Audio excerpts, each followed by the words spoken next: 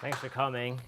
Am I on? Thank you. Yeah, thanks for coming. It's been great working on this, and it's good to see all you here. So yeah, let's see if this works. Oh, I'm not like it. You just tap.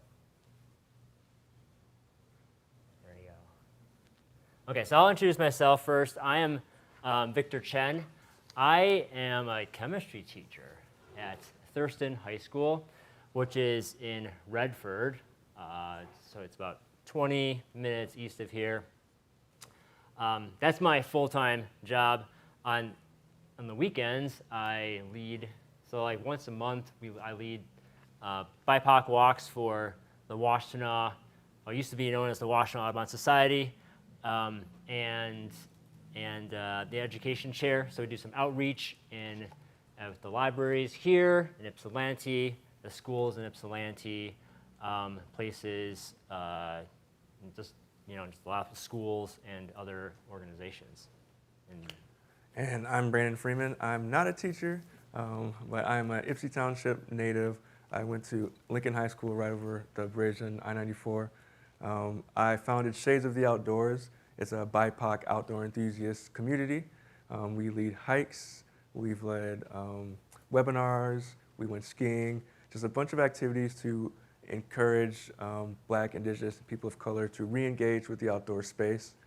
We do that by amplifying our stories through representation and for advocating for policy.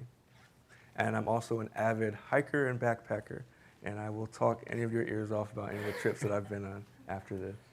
Yeah, so we met a few months ago and just kind of hit it off. We started going to different outdoor events, and then we were approached about this talk, and they said, yeah, sure, sounds great.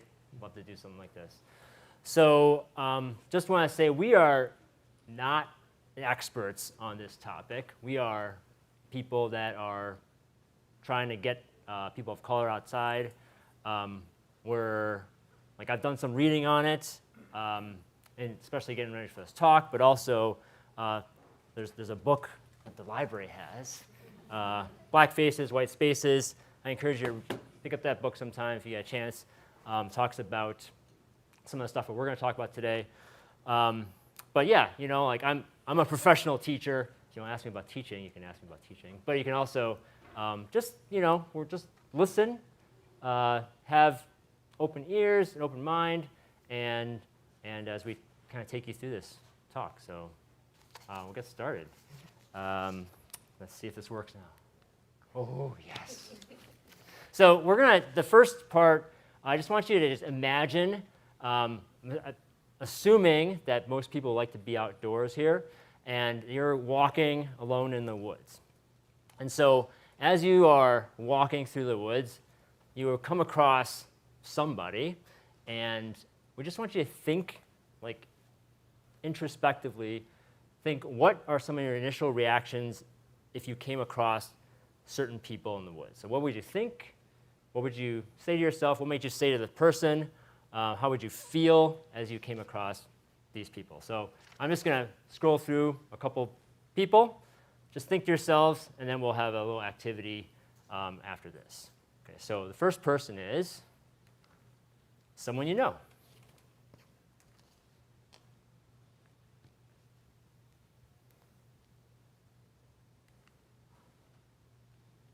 A lone female.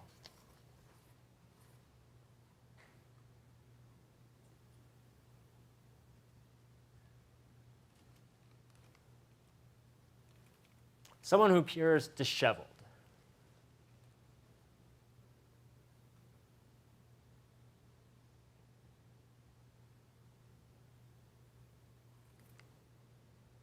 Someone walking a big dog.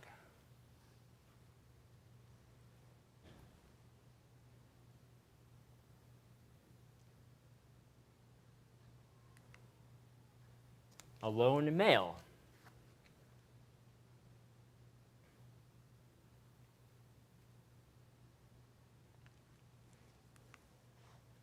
A lone white male.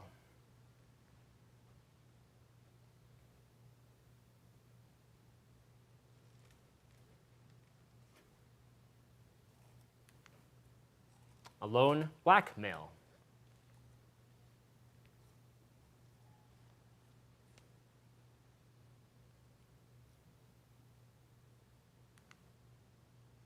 Someone playing music on a speaker.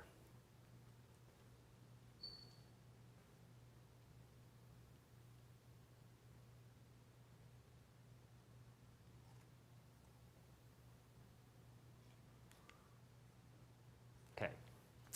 So what I want you to do is actually talk to somebody next to you. Introduce yourself. Just kind of take a minute and just maybe talk about what are some initial reactions you may have had to one or two or more of the people that you saw on the list. And then after a minute or so of just chatting, hoping that some of you would be willing to share what your thoughts were. Okay? I know it's not typical for a presentation, but you guys got to talk a little bit. So, all right, go ahead and introduce yourself.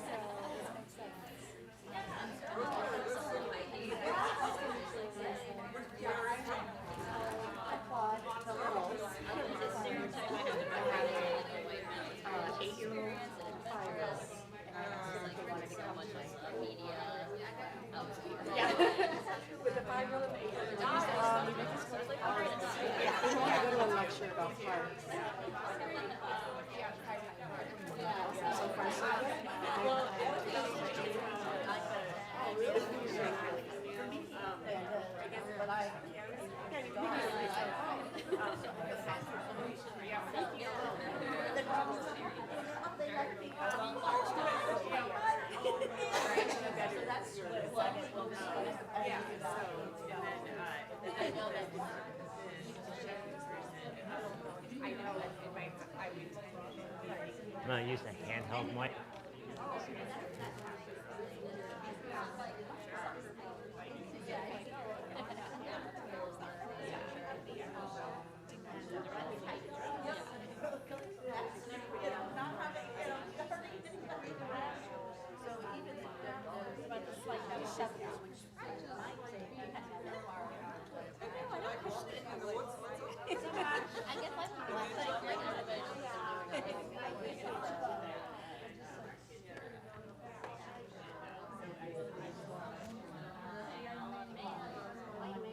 So maybe another 30 seconds.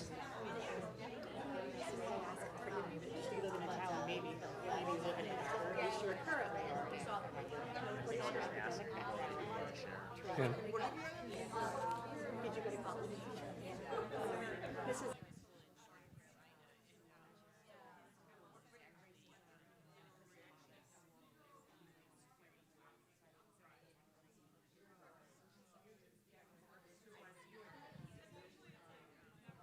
All right.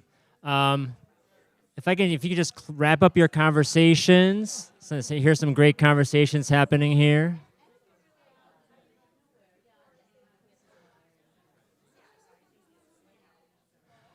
So I'm wondering if anybody be willing to share, just share a little bit of what they talked about. It'd be great to hear some of your thoughts or initial reactions. They may be willing. Oh, yes. Thank you. What is your name? Would you be willing to speak in the microphone? Okay.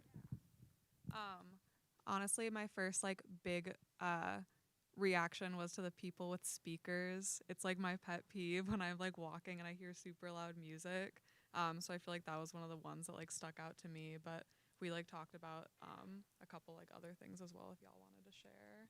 Well, or I can pass the microphone. I'll just add to, because the consensus was that it's about being considerate. You're in a public spot, so you shouldn't be blaring music.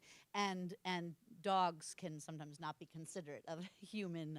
And so people who let their dogs jump up on you, I'm always wary when I see one approaching. Is that going to happen? I was gonna say, we also talked about the speakers, And we kind of talked about how there's like different societal maybe we have different expectations for like a park versus like a more remote area, and how in a park we kind of might consider it to be more excusable to be have loudspeakers. Um, Personally, when I see people with loudspeakers, like my initial reaction is to be like, oh, that's inconsiderate. But then like especially if they're like walking on a trail and there aren't that many people there, I kind of start to think like, well, maybe I'm the only person they even saw today. Maybe they didn't think about it, and it's pretty understandable. I tend to excuse it personally when after they walk by, but my initial reaction is like, oh no. But Anybody else on this side?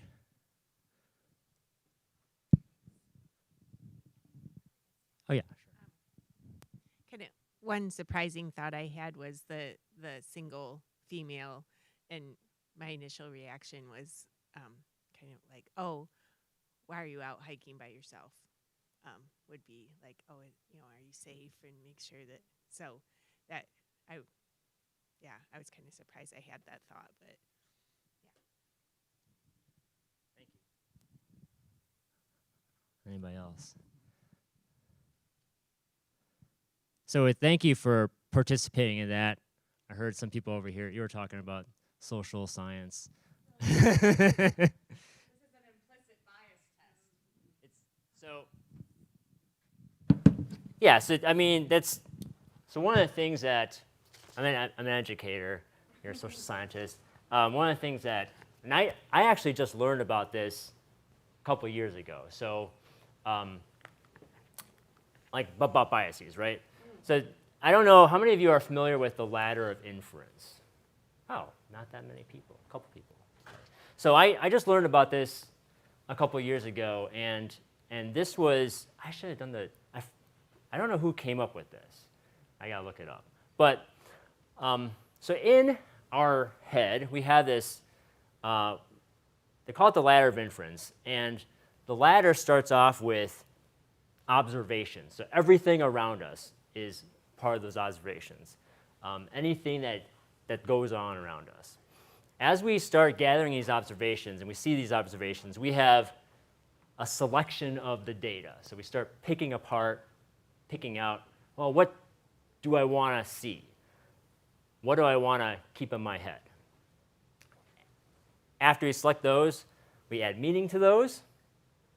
And then we start making assumptions based on the selections. As we gather assumptions, we start drawing conclusions. So, and then this, so conclusions and beliefs, that has a loop. You kind of keep doing this over and over again as you kept gathering more information.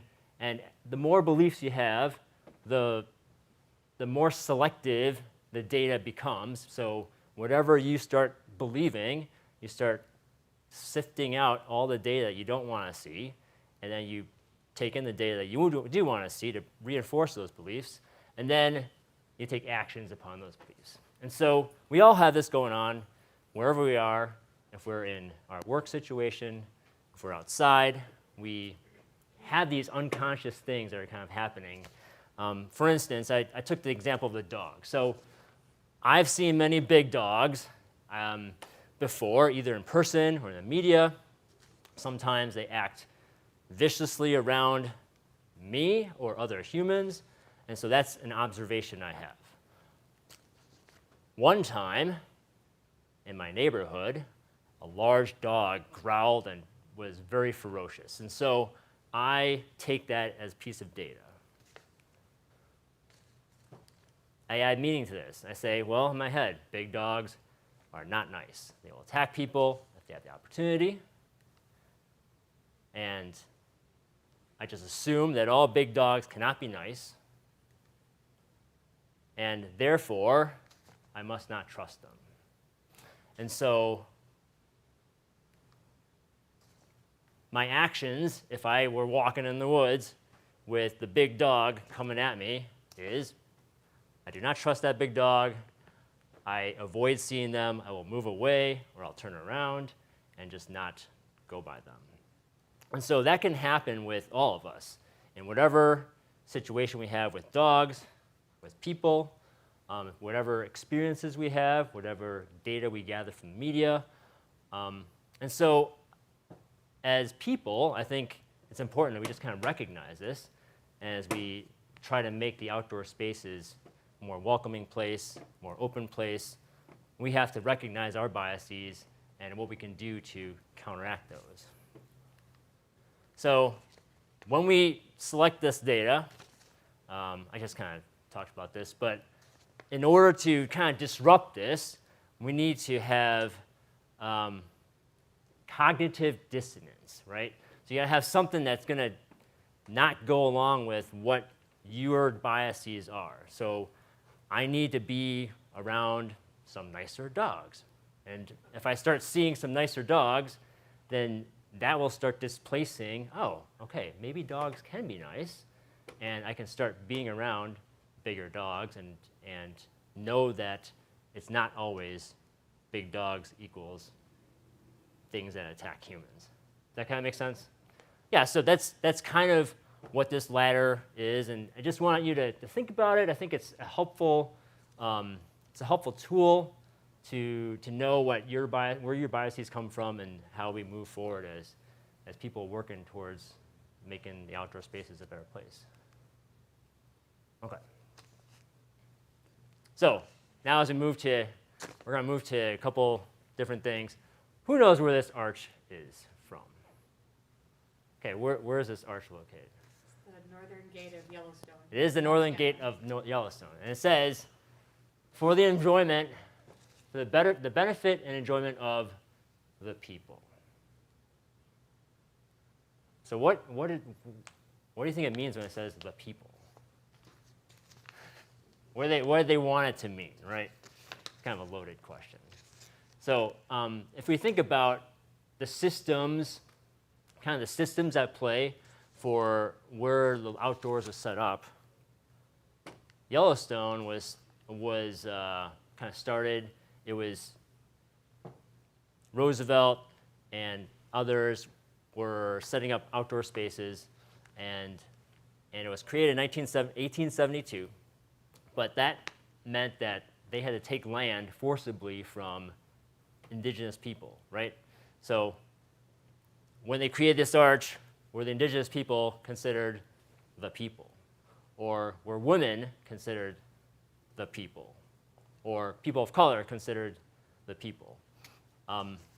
And if you look at the history of the national parks, who's been to a national park here? Okay, so the national parks, I love the national parks, but there's been kind of a reckoning of where the parks came from and who created the parks and who were the parks created for. And the national park system actually put this information up there about Madison Grant. So Madison Grant was one of the people that was instrumental in creating the national parks. He was, he helped bring back the American bison. That was one of the big claims for Madison Grant. He also helped create Denali National Park and Glacier National Park. But at the same time, he was a eugenics. So he was into eugenics, which is the belief that you could, control the population of the people by who can breed. So the people that had more better qualities, they should be allowed to have more children. The people that have lesser qualities shouldn't be allowed to have children. And so Madison Grant basically helped set up the outdoor spaces for white folks to have an enjoyment of space. I'm just gonna move on because I don't know what our time is. Central Park, same thing, right? So Central Park in New York also was set up by white businessmen. They thought they would be beautifying the city, and the real reasons for building the park were to raise property values, eventually displaced a lot of immigrants. It displaced a majority black settlement village called Seneca Village, and so these outdoor spaces were created primarily for white people to enjoy the outdoor space. Cool. Excuse me. Thank you, Victor. So Victor outlined the history surrounding the creation of the national parks, but we should remember that it's not ancient history. A lot of the policies and principles that they used to establish the parks are still on the books, still in the history books. So we should consider it living history. We're not just feeling the effects of it, we're actively living it to this day.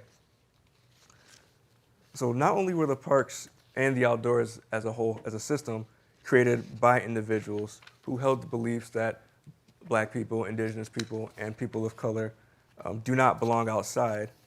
Once you install policy, there needs to be regulation. And we all know that the regulation strategies of choice back then were racial violence, Jim Crow, and other sorts of public violence and humiliation of people of color. And they did that to reinforce that idea that these spaces are not for people of color. They also enacted policies as far as regulations over where the park can be located, what people can do in the parks, what types of people can be in the parks, specific times, and they defined what actually counts as outdoor recreation. So all these things were instituted to purposely exclude people of color. So if the goal was to create a place that was devoid of inclusion, of no diversity, the data shows overwhelmingly that they were successful in their mission. So reading the demographic data, it highlights underrepresentation in national parks. 22% of park visitors, only 22% are Black, indigenous, people of color. And the data is even more stark when you examine it by outdoor recreation activity. So for example, 88% of skiers, 91% of birders, and 95% of long-distance hikers are white. We also see widespread discrimination in outdoor spaces today, from the weaponization of the police, for example, Christian Cooper, which we'll talk on a bit later, and on the bottom picture here, if we all remember the barbecue in Oakland. She is infamous, she's a meme now, she's Barbecue Becky, but it's another example of the police being weaponized against Black people and people of color. There's also racist violence that still exists to this day. During the COVID pandemic, there was an uptick in anti-Asian violence and hate. Also, there's the case of Ahmaud Arbery, who went out on a jog and unfortunately never came back. And a case that's close to home, Devin Freeland, who was viciously attacked in Monroe's Sterling State Park last year for listening to music too loud. Nevertheless, we know the history of the parks, but we still go outside, and we always have. We're just more aware of the possible ramifications of that, and we take steps, we don a sort of psychological armor to arm ourselves and protect ourselves from potential harm. And Victor is going to go in a little bit more detail coming up. Okay, so has anybody not heard of Christian Cooper? Okay. All right, so Christian Cooper, in 2020, he was a birder, and he was in Central Park.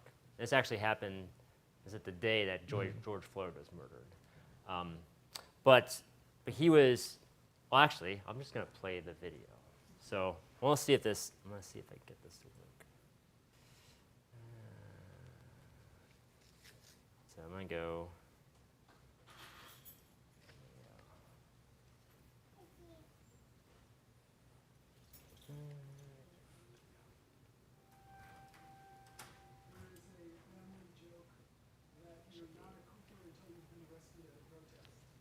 Christian Cooper and his sister Melody have been marching against injustice since before they were old enough to walk. My mother would show up to protest with me and Chris in a stroller. But they never imagined how cell phone video of a tense encounter would sweep them up in a national crisis. It happened just hours before George Floyd died. Sir, I'm asking Please don't come close to me. Christian, a 57-year-old Harvard-educated science editor, was bird watching in a wooded area of New York Central Park called the Ramble when he encountered a woman whose dog was loose. I said, "Excuse me, ma'am, but dogs in the Ramble have to be on the leash at all times." And she said, "Well, the dog runs are closed." What made you pull out the phone and start recording it? Well, that's a little bit of the irony. It had nothing to do with race. It was just a conflict between a dog walker and a birder. Please don't come close to me. Please call the cops. I'm going to tell them there's an African-American man threatening my life. She basically pulled the pin on the race grenade and tried to lob it at me. She says, though, at one point that you said to her, look, if you're going to do what you want, I'm going to do what I want, and you're not going to like it. That's absolutely true. Okay, so I'm not going to show the whole video. You can look it up. But many of you probably remember this. If you, okay, so clearly the outdoor spaces are, this is one incident that was highly publicized, but if you think about the spaces all over the country, how things like this can happen anywhere.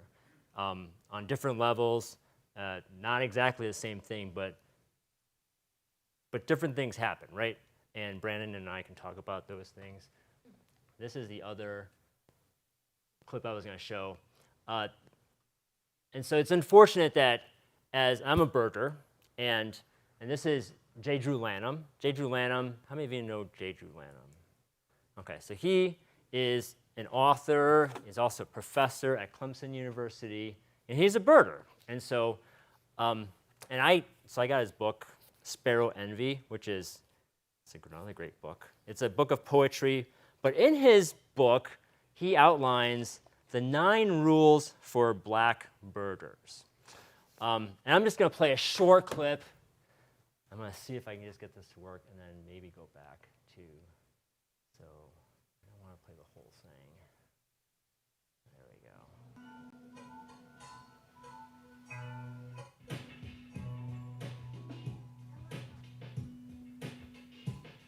How do I get the big screen?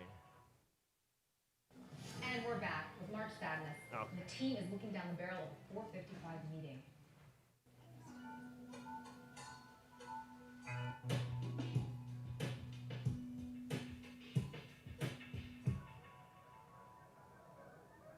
You know, they're essential tools for birding. They're your binoculars, your spotting scope, your field guide. And if you're black, you're going to need probably 2 or 3 forms of ID.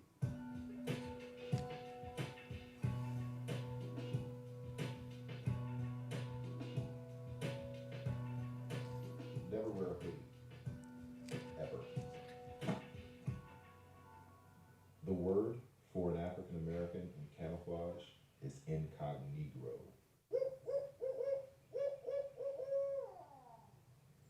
Blackbirds are your birds. Red-winged blackbirds, grackles, rusty blackbirds, brewer's blackbirds, black scoters, the acclaimed black brant, crows, ravens, and blackbirds are largely maligned.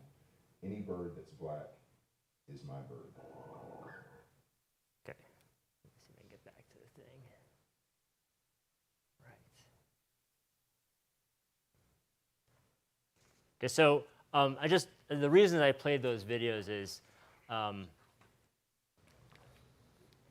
I think we've made progress in our country and as people, but it's clear that the rules are not the same for whether you're black or you're white in the outdoor spaces. And when someone as educated and as J. Drew Lanham is talking and saying, these are the rules for black birders, you know, it's a clear issue. So recently in American history, more organizations are acknowledging their history and taking steps to make the outdoors more inclusive. And there's been a huge increase in the number of people of color being platformed. And one good example of that is through television. So we talked about Christian Cooper.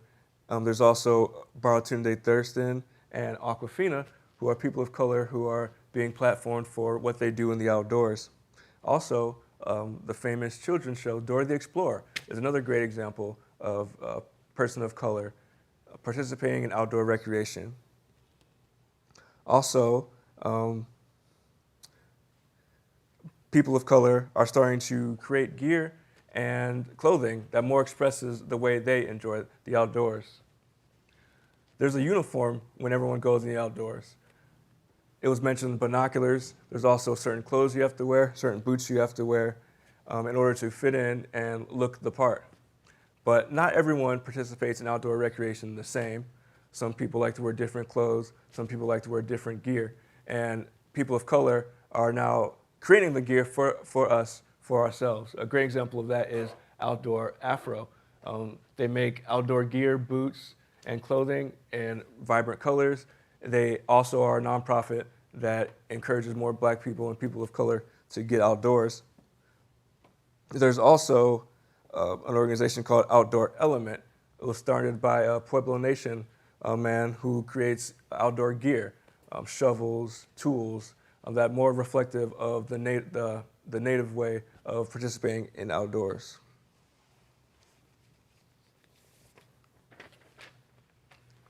So representation matters. But representation, or at least the appearance of representation, is relatively easy to implement, so it's often overused and watered down, and it does not achieve the mission. We've all seen those recruitment posters of a bunch of people of different shades saying, come to our school, come to our work for our company, but those are just used for recruitment, and we really don't have a voice in the outdoors or in that company. Well, certain outdoor organizations are starting to put their money where their mouth is and advocate for policy, because representation by itself does not achieve the goal. Data has shown that when you just institute one method of increasing diversity by itself, aka representation or an education course, a DE&I course, it's oftentimes just a check in the box. You need multiple strategies to work in tandem with each other to create systemic change that changes minds and that helps a platform and increase diversity in the outdoors.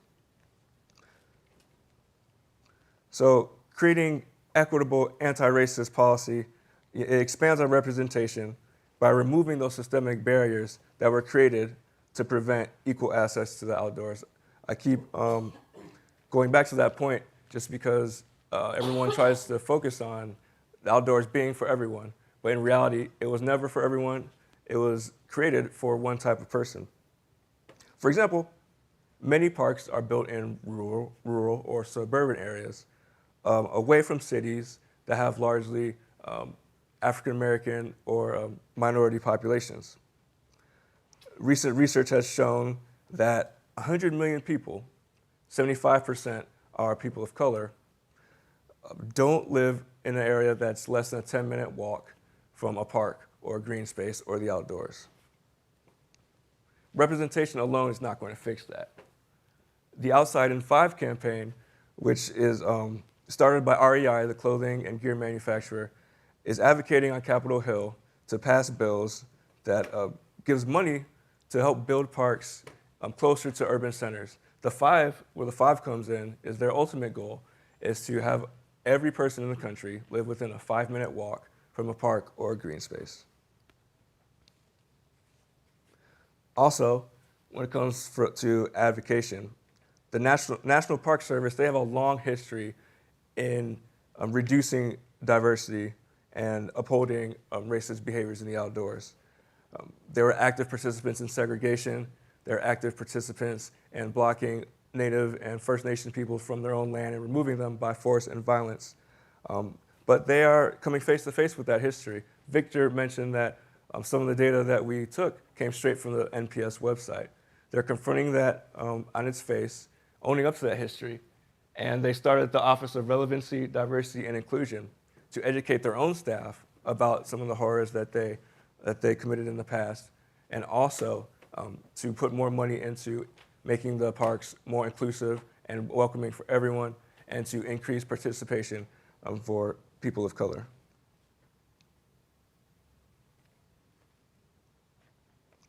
So, it's time to share our stories.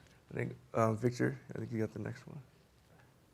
Yeah, so I just put so not my story, but we can talk later. But I think it's important to share the stories of the people. And one of the things I was looking on, reading about this topic, and National Geographic has articles, and they started saying, hey, we need to tell people about people of color who have done the things and inspired others to get outside. So for instance, Charles Crenshaw was the first African American to summit Mount Denali, and there's a book about it, so The Adventure Gap. And so that's something that I don't know. I have not been to Denali National Park. I was trying to look up to see if Denali National Park mentions him at all. But I know that in this book, they say that one of the things that the national parks is trying to do, or they should do, is get the stories of people of color out there so that we know about them. When we go to the national parks, it's not the same stale, this is the park, this is the terrain of the park and all that stuff, and we want to tell the stories of the people that go to the park. Another story that came out in 2022 was the 7 Full Circle Everest team, an all-black team that summited Mount Everest, and so that kind of made the news and starting to get some publicity out there. How many of you know about Wheeler Park in Ann Arbor? Okay, we got some people. So if you don't know, Albert Wheeler was the first and only black mayor of Ann Arbor. And Wheeler Park is down by Main Street and Broadway area, down by the train station, right? So the train station down there, but it was a predominantly black neighborhood, and Albert Wheeler's plaque is there, talking about the Wheeler Park. And so, and then a couple of years ago, 2021, MLive wrote a story about Albert Wheeler. So I think it's important that we start sharing the stories of the people that are creating influence and helping out the cause for more people of color being outside. So Wheeler Park. Okay. So let's get outside together. How can we make the outdoors more inclusive? So organizations, and those of you who work for organizations or run outdoor organizations, you play a crucial role. So in order to be successful, of course, in this climate, it starts with trust.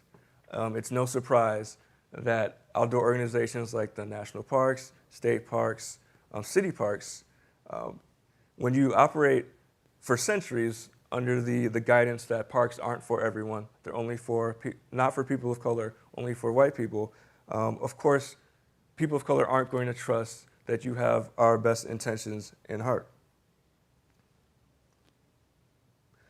So oftentimes, in these industries, people of color are either tokenized, used by organizations to fuel their own agendas, and they don't really care about the person or community being affected. Examples of this are using black labor to build these monuments in the parks that we cannot access, using our taxes to build these parks in areas that we cannot access. Or as Victor mentioned with Central Park, evicting us from our own homes, our own lands, to build a park to be used by white people. So how can organizations gain that trust back?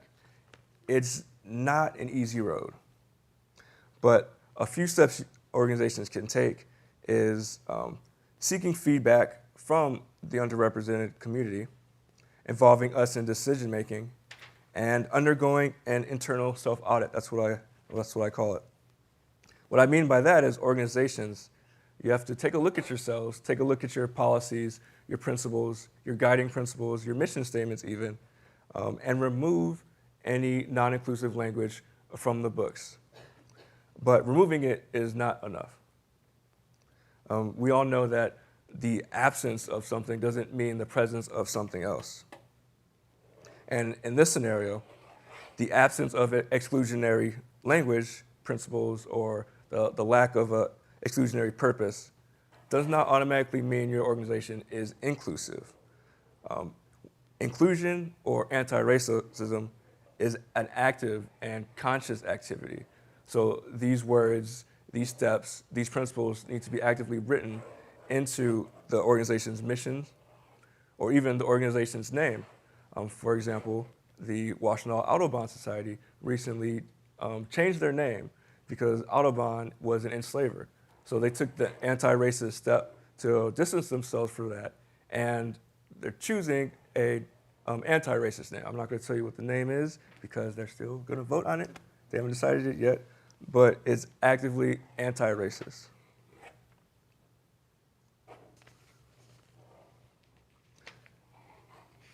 So if we go to Next slide. the next slide, yep. One more slide. To individuals, we have a role to play too. So a couple people mentioned that they like to hike, and they've went on hikes before and they heard people playing speakers. But for those of us who aren't hikers, let me walk you through this visualization. So imagine you're hiking in the woods. You can be at a national park, Yellowstone. You can be a state park, or you can even be in Bird Hills.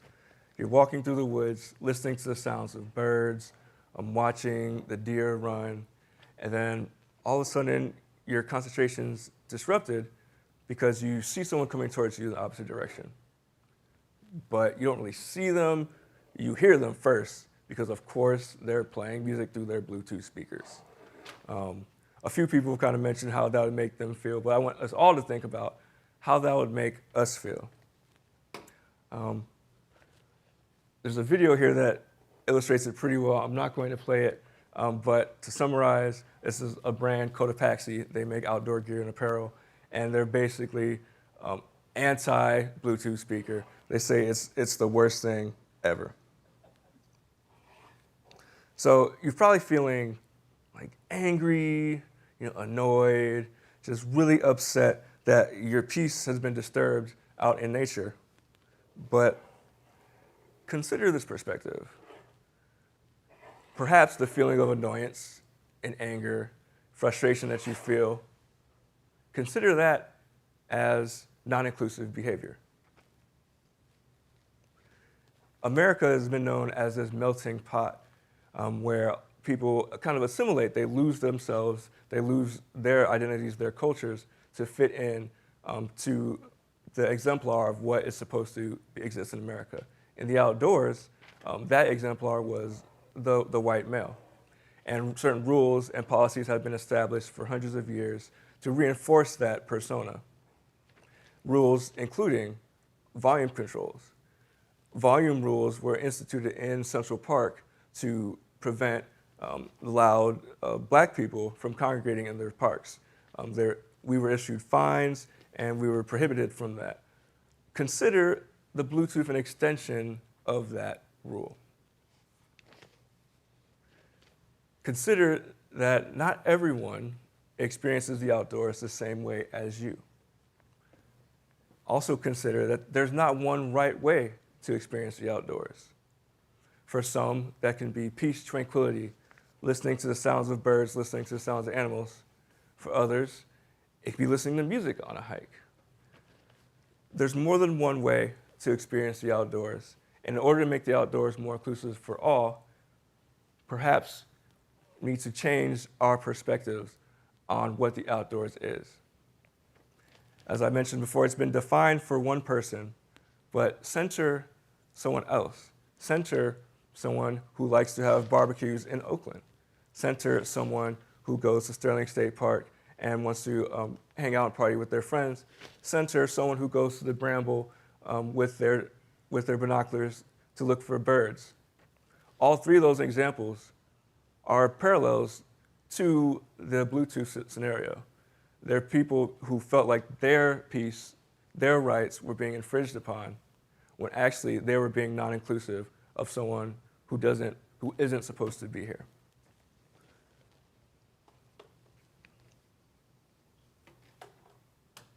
So that's discarding our self-interests and accommodating others is a step that we can take to truly make the outdoors more inclusive.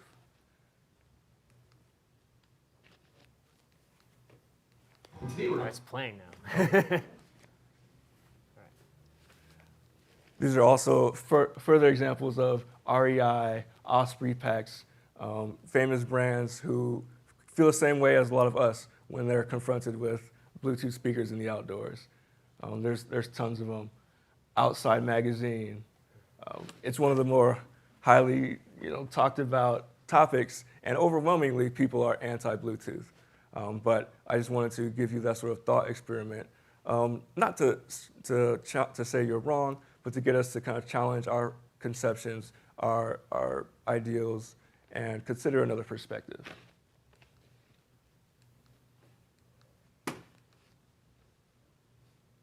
So after we discard our self-interest, another step we can take to make the outdoors more inclusive as individuals is simply extending the invitation. A lot of the feelings that people of color get that might prevent some of us from going outside is the lack of safety, and also the lack of experience and feeling that we don't belong. Individuals might not have the organizational power to change the entire system, but we all have a local span of control.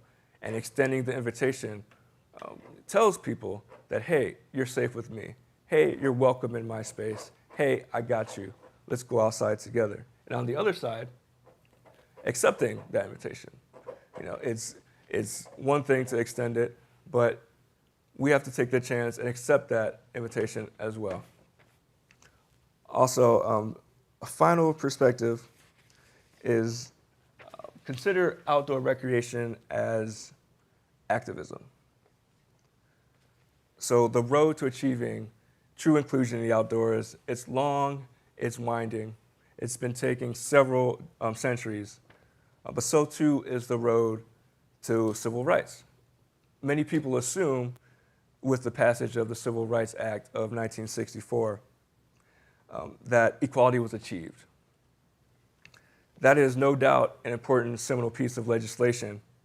It's also a milestone in the continued fight for equality that started back in 1619 when the first Africans arrived in America.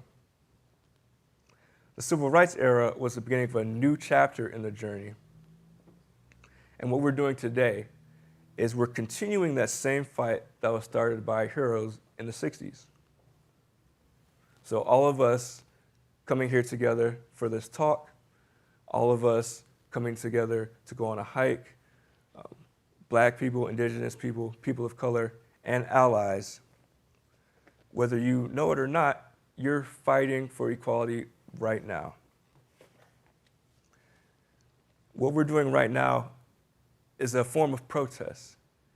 We're standing in active defiance to the structures, principles, policies that tell us we don't belong here, we shouldn't be here.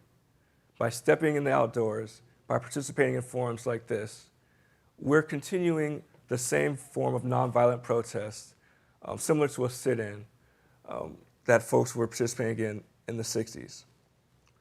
We're defying the redlining that told us you can't come to this park. We're defying the existence of sundown towns that say, hey, don't come to this neighborhood, don't come to this town. We're staring potential violence in the face, all of us, people of color and allies, by participating in outdoor recreation, by being bold, by coming to these forums, by learning our history, confronting it, and accepting that this is not okay, that we can change. So don't stop now. We're already on this fight. We're already on this protest. Keep it going. Invite your friends to come on hikes with you. Invite your friends of color to come on hikes with you. And be a force that upends the system and increases diversity and inclusivity for all. Most importantly, be encouraged. I know we covered a lot of difficult things tonight, and we were forced to confront some pretty violent parts of our history, but we've always been out here. Black people, indigenous people, people of color have been out here from the beginning. We're out here, we've been here, we're not going anywhere. Let's make the outdoors more inclusive together. And thank you. Thank you.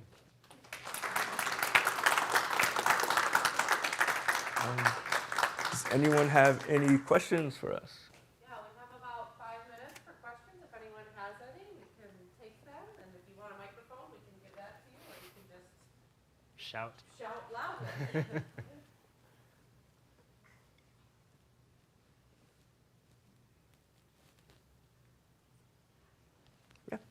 Brandon, I was hoping specifically, I understand what Audubon or former Audubon is going to be, but I don't know anything about Shades of the Outdoors. Oh, What okay. is your nonprofit? What are you doing? How can it be supported? Oh. All of that. I like your speaking it into existence. We're not a nonprofit yet. We are a community started on Facebook.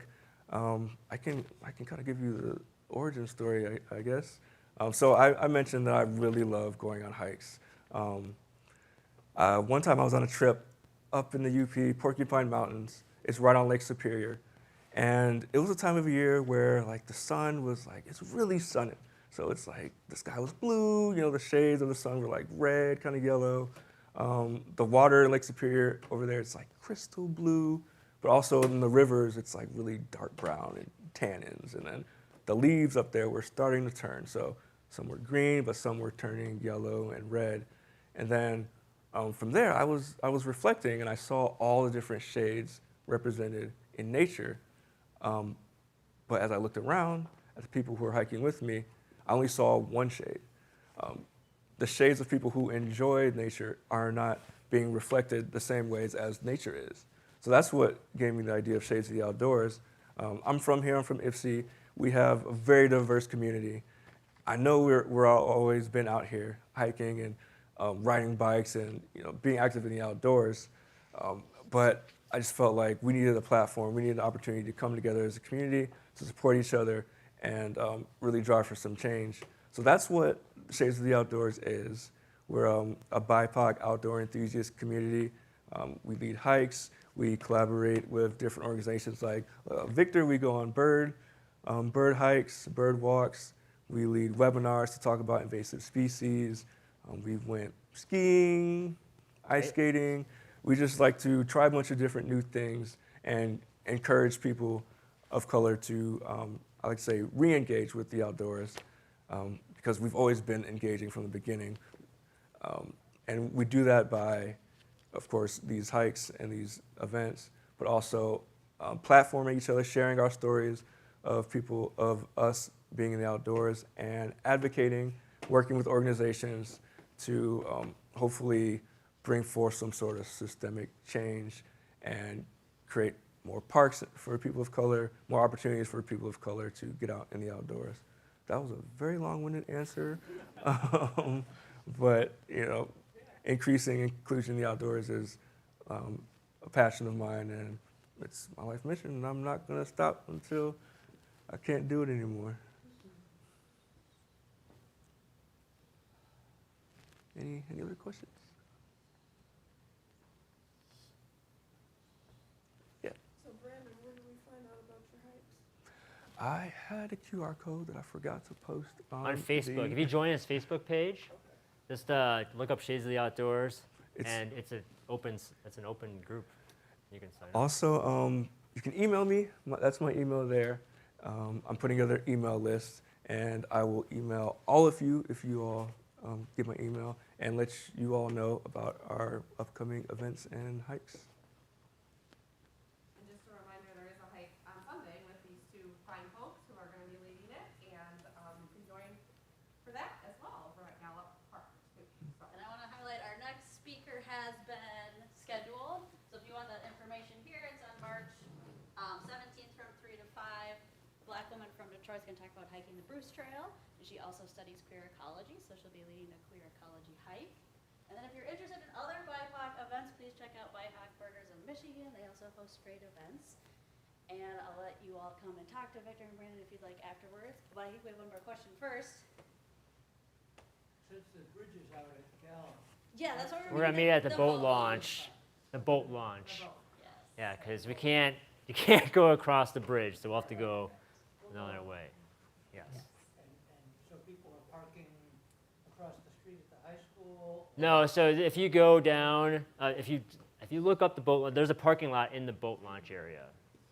It's like if you look up. It's not at the normal Gallup Park entrance. You have to go across Huron Parkway. On the east side here on Park. Yes. Not Yep. the boat rental, the boat Right. launch. Yeah. Yes. It's across from Ruth Bend Nature Yep. Area, not the livery. Yeah. the boat Got launch. it.